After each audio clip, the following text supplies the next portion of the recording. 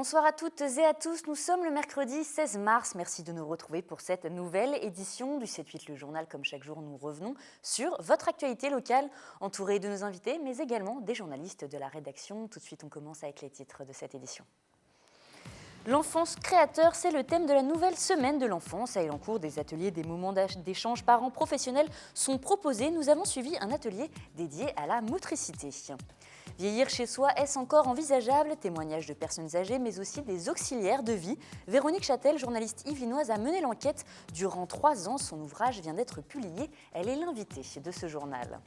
Et puis retour sur les simulations à grande échelle de la crue Centenale, cette crue de la Seine qui pourrait survenir dans les prochaines années et avoir de graves conséquences dans l'ensemble du département.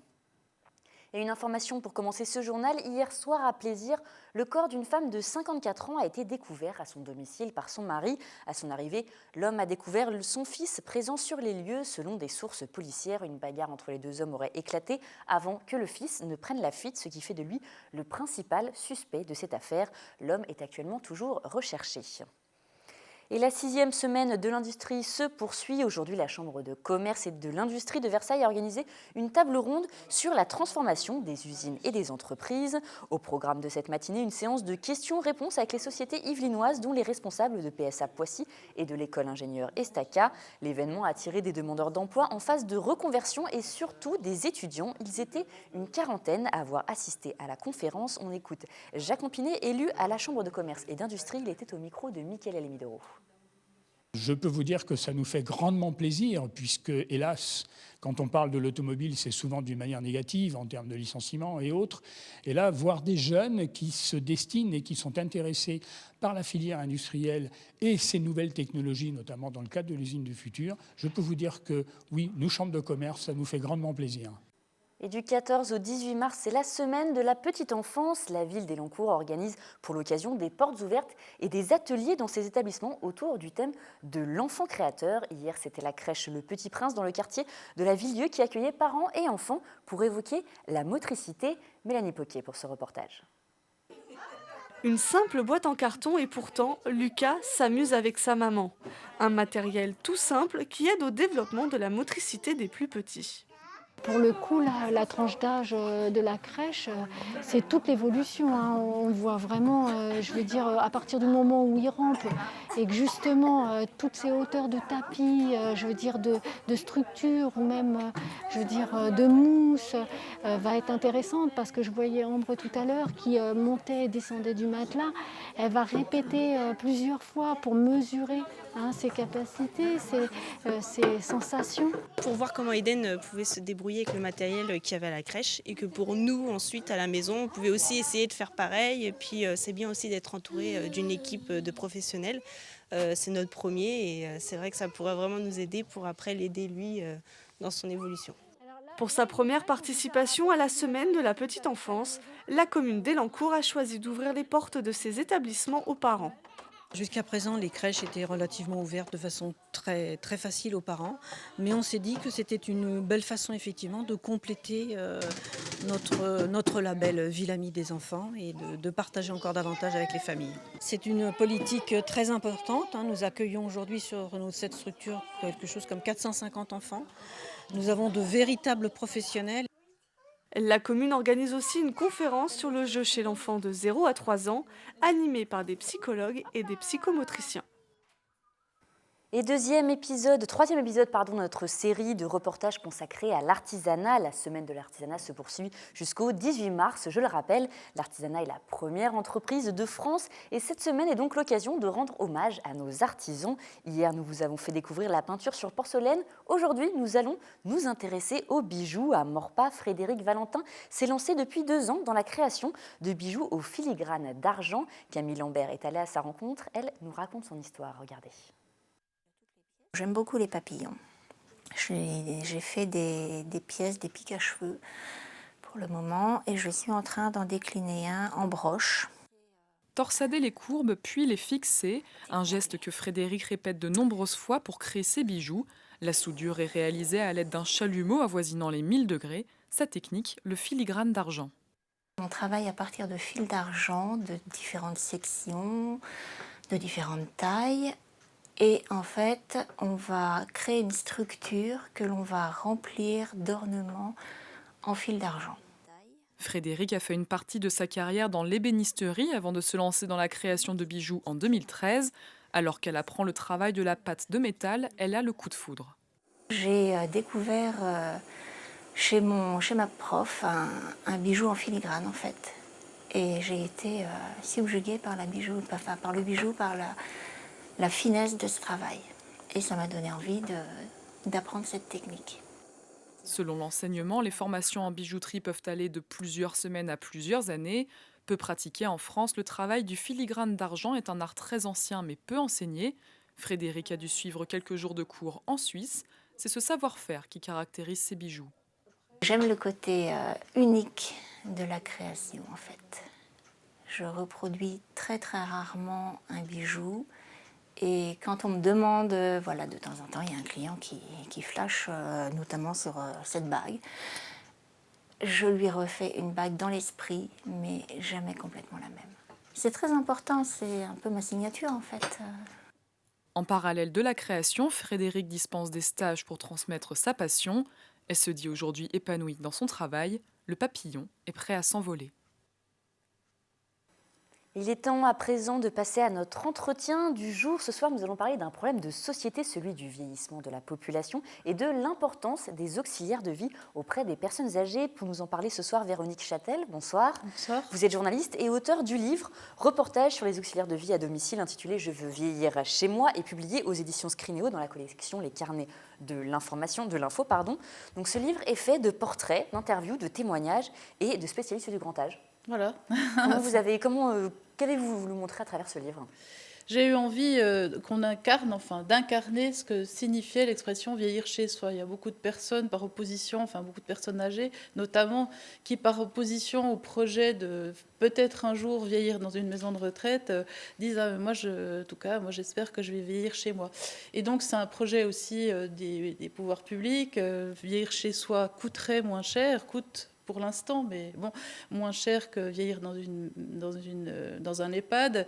Et voilà, on se contente de ça. On va vieillir chez soi et c'est un programme qui se limite à cette expression. Et j'ai envie de savoir ce que ça recouvrait, qu'est-ce que c'est donc vieillir chez soi et surtout, qu'est-ce que ça suppose, à quoi faut-il se préparer si un jour on veut vraiment vieillir chez soi. Et c'est là qu'on rencontre des travailleurs invisibles, ces auxiliaires de vie, sans qui vieillir chez soi n'est pas possible à partir d'un certain temps. Ça ne veut pas dire que tous les gens âgés seront un jour en perte d'autonomie, mais il y a de fortes chances, si on vit longtemps et qu'on a la chance de vieillir aussi longtemps, qu'on ait un jour besoin d'avoir des professionnels du domicile. Alors c'est un vrai reportage, il y a également beaucoup de photos dans ce livre.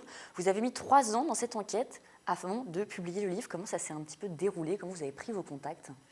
J'ai travaillé effectivement avec le photographe Serge Verglas, et donc 3 ans, alors pas en continu, mais 3 ans effectivement c'était long. J'ai sillonné notamment les Yvelines, plusieurs territoires, territoires ruraux, territoires urbains, semi-urbains, de banlieue, etc., pour voir des situations différentes, parce qu'il n'y a pas une manière de vieillir chez soi, il y a autant de manières qu'il y a de gens, de profils, de modes de vie, d'habitat, d'urbanisme, c'est ça qui est intéressant.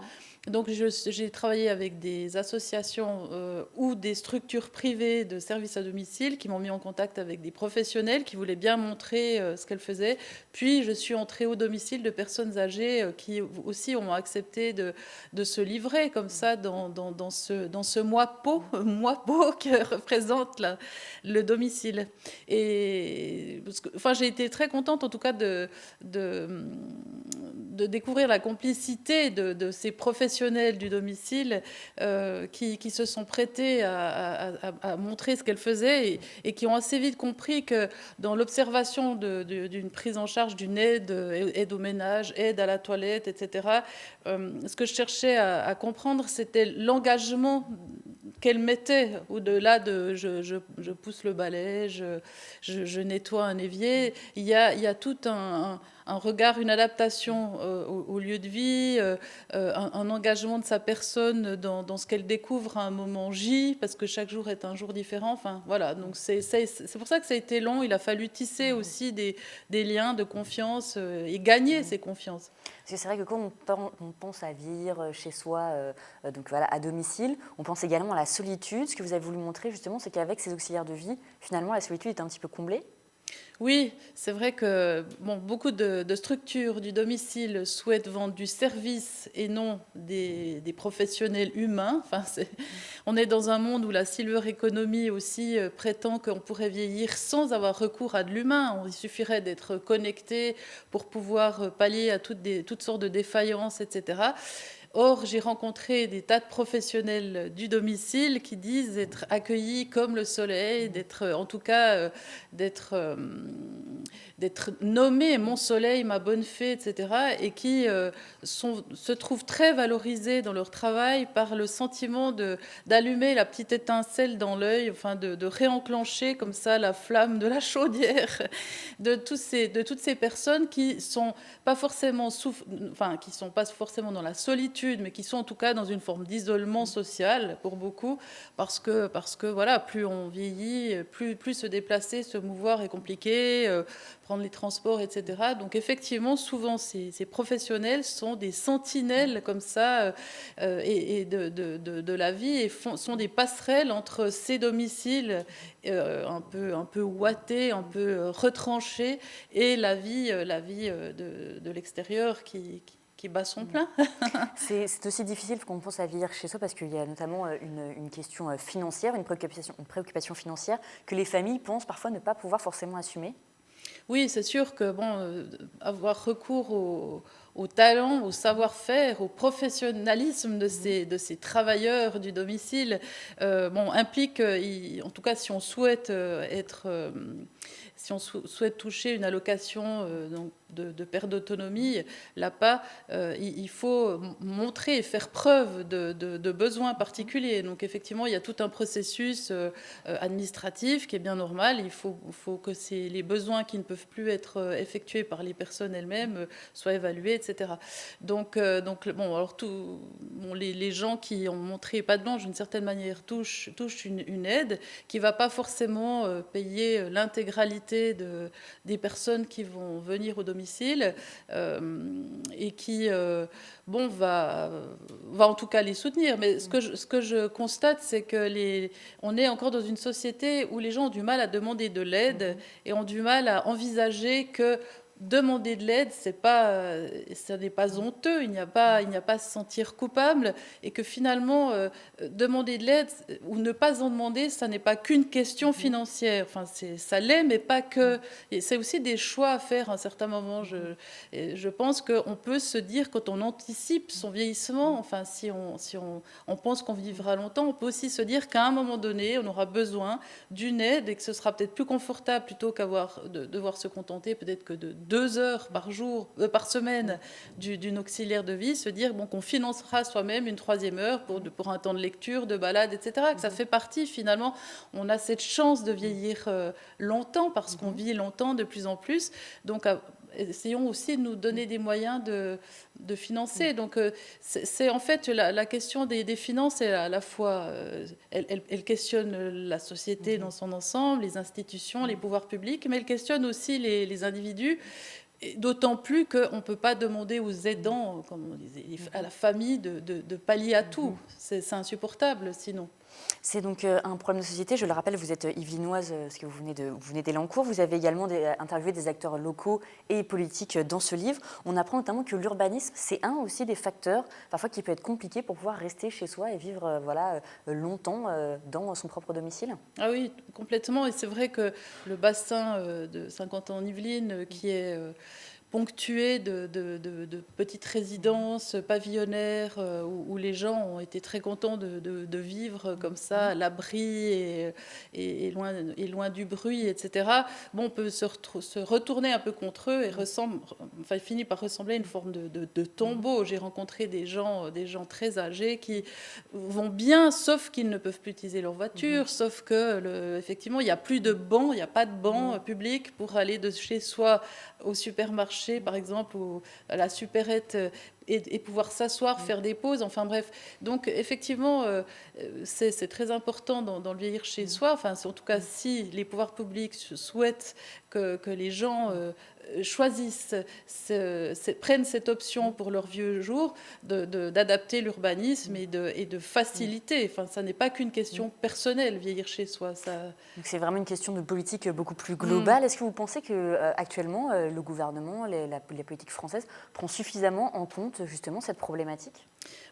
Début 2016, il y a cette fameuse loi d'adaptation de la société au vieillissement qui, justement, intègre cette idée de l'adaptation de l'urbanisme, l'architecture, et qui souhaite, enfin j'ai entendu plusieurs élus qui pensent que le vieillissement ne relève pas que du ministère des personnes âgées, ça devrait relever de tous les ministères, de la culture, de l'énergie, des grands ensembles, de la ville, enfin bref. Et donc, je pense que il y a un changement de culture qui s'opère doucement et sûrement, notamment grâce à tous les baby-boomers qui arrivent et qui, eux, ont bien l'intention de vieillir chez eux, mais ne veulent pas, n'accepteront sans doute pas d'être complètement isolés et coupés du monde.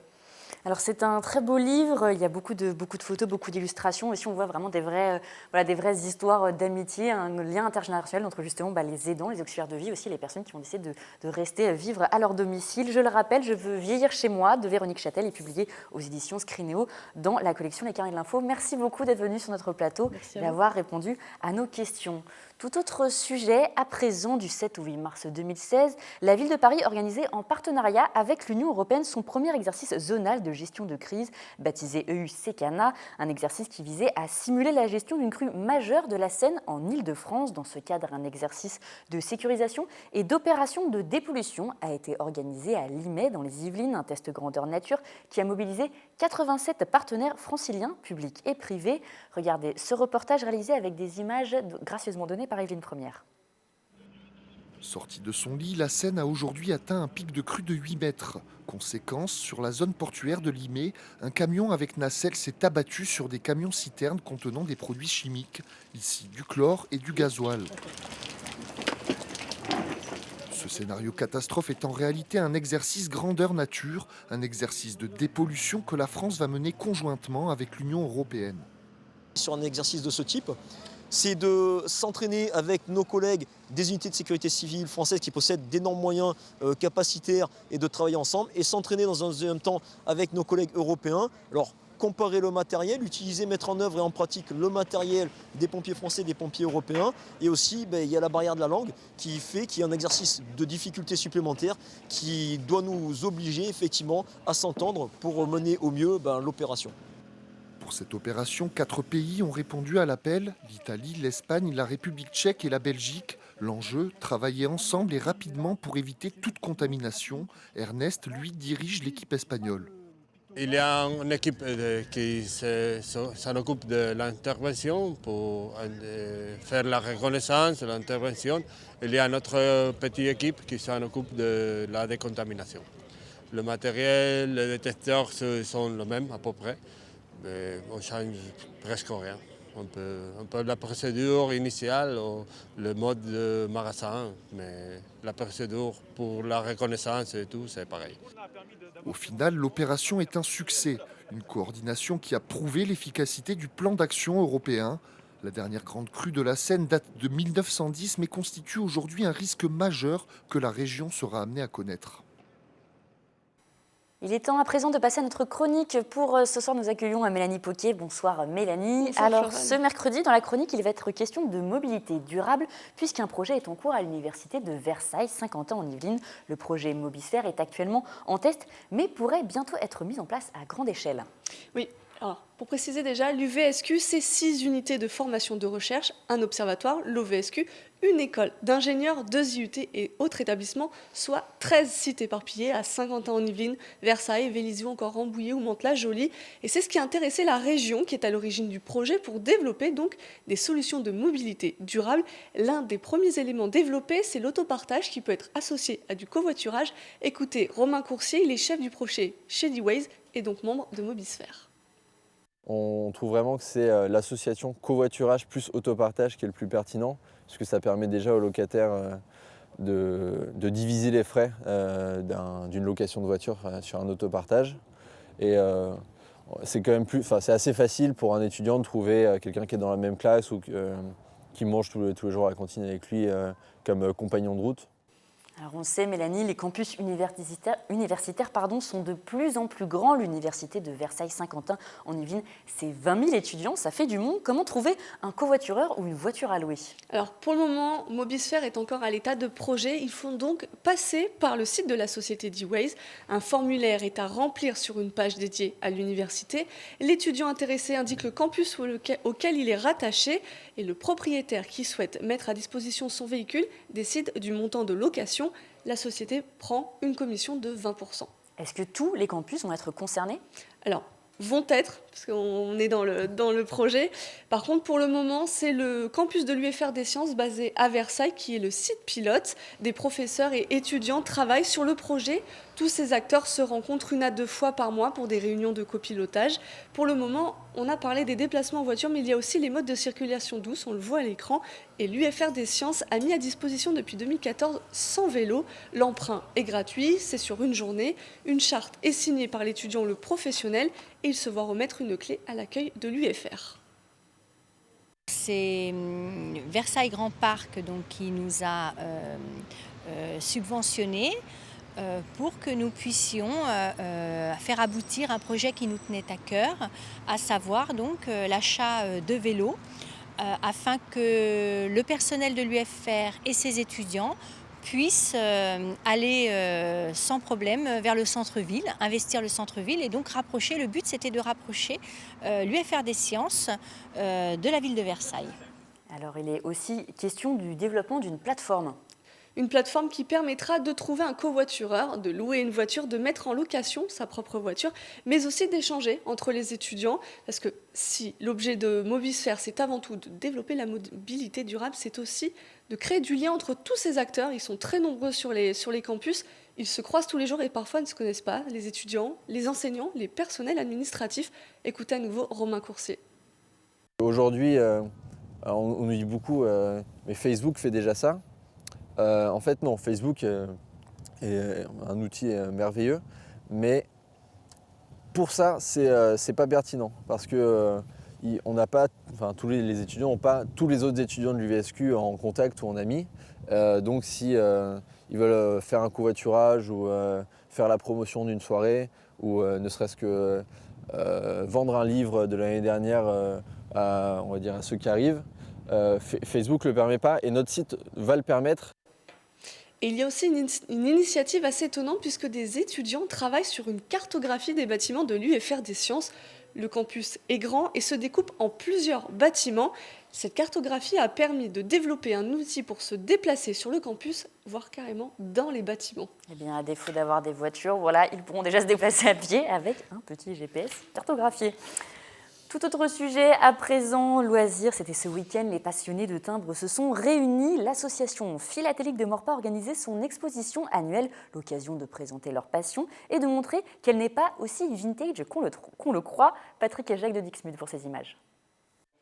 Ils font la fierté de leurs collectionneurs. Tous ces timbres appartiennent aux 50 adhérents de l'association philatélique de Maurepas. Chaque année, ils se réunissent pour exposer le fruit de leur passion. Pour notre association, c'est un événement très important parce que ça permet d'une part à chacun de s'exprimer, de faire voir son travail et d'autre part, ça permet de faire en sorte que les Maurepasiens puissent voir ce qui se fait dans l'association. Et pour plaire aux Maurepasiens, l'association a un secret, faire réaliser chaque année des timbres à l'effigie de la ville. Au niveau œuvre d'art, il y a pas mal de choses sur Maurepas. Là, cette année, on a pris des fresques qui étaient faites par le passé, donc de redécouvrir ça. Ça nous permet, nous, de rechercher des choses intéressantes. Et puis les habitants de Maurepas, quelquefois, ils nous disent « Où est-ce que vous avez trouvé cette fresque ? Où est-ce que vous avez trouvé ça ?» Et c'est intéressant, quoi. La vente de ces timbres permet de financer l'association, mais aussi parfois d'attirer de nouveaux collectionneurs. J'ai vu qu'on pouvait apprendre plein de trucs grâce aux timbres, exemple qu'il y avait plusieurs timbres sur Maurepas, ça je ne savais pas, qu'on pouvait faire autant de trucs, autant de choses avec juste des timbres en fait. Et les nouvelles recrues sont toujours les bienvenues. À l'heure du mail, le timbre résiste encore. Et l'association philatélique de Maurepas est toujours à la recherche de nouveaux adhérents. Voilà, si ça vous intéresse, n'hésitez pas à les contacter. C'est la fin de cette édition. Je vous remercie de nous avoir suivis. Restez avec nous à suivre l'émission Kiosque présentée par Sephora Namani, votre émission culturelle sur Saint-Quentin en Yvelines. Quant à moi, je vous retrouve demain pour une nouvelle édition du journal. Je vous souhaite une excellente soirée.